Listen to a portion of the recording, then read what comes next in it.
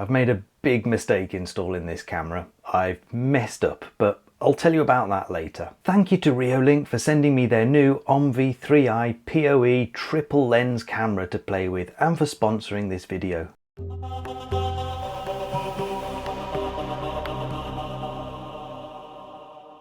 This 18 megapixel beast of a camera features a 180-degree panoramic wide-angle view from two lenses at the top and 360-degree pan-tilt tracking lens underneath. You can even adjust the panoramic part to get the perfect vertical angle. This camera has an incredible image resolution. The panoramic image is 5120 by 1920 pixels, so that is better than 2K resolution, or better than two 2K images stuck together anyway. And the tracking camera is proper 4K 3840 by 2160, and both of those are at 20 frames per second, so you are going to get a nice smooth and clear image.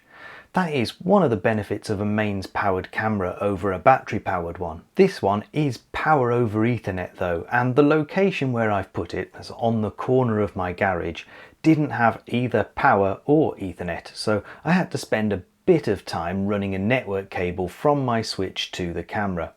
You'll also need a power injector or PoE switch if you don't have one already. Adding it in the app is as easy as always. It basically just detects it and talks you through setting up a password, that sort of thing.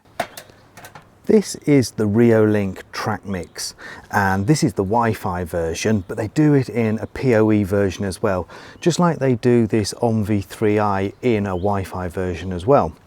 But what you'll notice about the Track Mix is it's got dual lenses, and this one here is like a zoomed in close-up lens, and this one here gives like a more wide-angle view of what's going on. But the thing is, both of those lenses are on this twisty head here. So if the camera is looking over there at something it's tracking, it can no longer see what's going on over there. Now that's the problem that the OMVI 3i is solving. It's got this dual lens 180-degree camera up here, which is constantly fixed in this sort of position, so it's always looking what's here. So it doesn't matter whether this tracking lens is looking at me, because even if something else is going on over there, it can still see what is happening and it's not going to miss any of the action. Now I've put a micro SD card in the camera for testing purposes, but you can of course link this back to an NVR or one of Reolink's home hubs for centralized recording.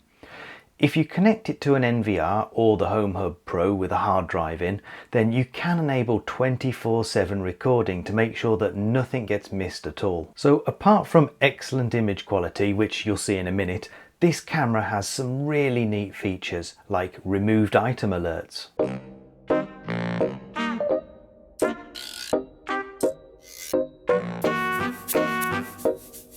You can mark out an area on the panoramic view around a specific object. In this case, I'm using the bright blue packaging box that the camera came in, just as an example.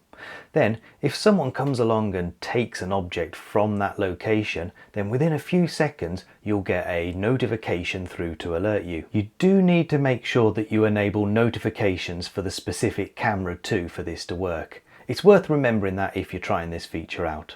You've got loads of similar detection options you can play with too, like forgotten object alerts, loitering alerts, intrusion alerts, that sort of thing. And Reolink have introduced a new way of controlling the tracking camera in the app too with this camera. You can control where the tracking camera is pointing by tapping on a location on the panoramic view. You just tap and the tracking lens points in that direction, which is great for quick and easy monitoring. There is maybe half a second delay between tapping and the camera moving, but it's not enough to make you think it's not worked. There's nothing worse than tapping a control, nothing happening, so you tap it again and then it happens twice. So it's not that bad at all, it's responsive enough. And the camera also supports auto tracking of people, vehicles or animals, and it works very well.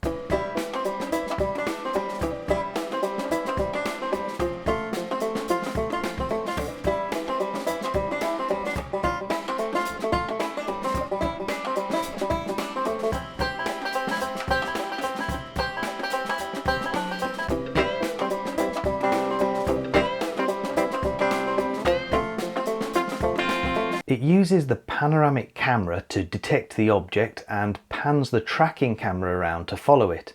Because the tracking camera can rotate 360 degrees, that means it can track things even if they move outside the field of view of the panoramic camera. And that is the main reason I thought it was a good idea to put this camera in the location that it's in right now, because I can have the panoramic camera watching my front driveway, but the tracking camera can keep an eye on the gate at the side of my house. Unless of course suspicious motion is detected on the driveway. And that brings me nicely on to my mistakes. You see, this camera is just not suitable for where I've put it really. The 180-degree panoramic view is so wide that it picks up my neighbour's property too, and I don't really want to be recording them. Luckily, they are very understanding, living next door to a YouTuber who keeps testing cameras, but it's not ideal, so I can't leave this in place here because it's just not fair to them. You can rotate the camera so it's not covering as much of their drive, but then all I end up with is a view of a lot of drain pipe. And I could put it on the other side of that drain pipe, but then the tracking camera wouldn't be able to rotate around and keep an eye on the gate to my garden. And on top of all that, this is a rather large camera, and where I've put it, it looks really obvious. So what this camera needs is to be placed more centrally on your property, so as it covers a nice wide area to its left and right, minimising the coverage of neighbouring properties. This camera is great, but positioning is very important, and getting the right camera for a position can be tricky. I got it totally wrong this time. It's entirely my fault, and now I need to find somewhere else more appropriate to put this. I'm not sure exactly where yet, but I'm thinking it'll work better in the back garden. The camera also supports infrared night vision on both lenses, which is impressively clear. I have street lights outside giving reasonable illumination here, but still the detail is there, and you could pick out a car registration number plate if I hadn't blurred them all out for privacy reasons. But if you do need light, then it's got you covered with a whole bunch of super bright spotlight LEDs. They're not going to compete with a proper floodlight, but they provide a wide spread of light for both the panoramic view and the tracking camera. Now, if I had to pick a fault with the camera, it would be the cabling situation, and this is actually the same for all of Reolink's wired cameras. They come with this little bundle of connectors on a short cable. Now, I don't really know how best to deal with these and keep them nice and tidy. On this one, I've just used the weather shield to join them together and clip the cable to the wall, but it doesn't really look very neat at all. On another Reolink PoE camera that I've got, I've actually fitted a box to the wall to hide the join, but even then you've got this chunky box sat next to the camera. I would prefer it if there was like a weatherproofed compartment on the camera, and inside there was a normal RJ45 port that I could plug the cable into. Then there's no ugly cable joins or separate boxes needed. I know outdoor wireless access points have a similar system to that, so I hope that Reolink look at this in the future. Anyway, I hope that you found this useful. Links to the product will be down in the video description in case you're interested. Please give the video a like and subscribe to my channel for free to see more from me. A massive thank you to my channel members and patrons for supporting the channel. If you'd like early access to my videos and some bonus content too, then check out the description for information on joining. Thank you for watching. Goodbye.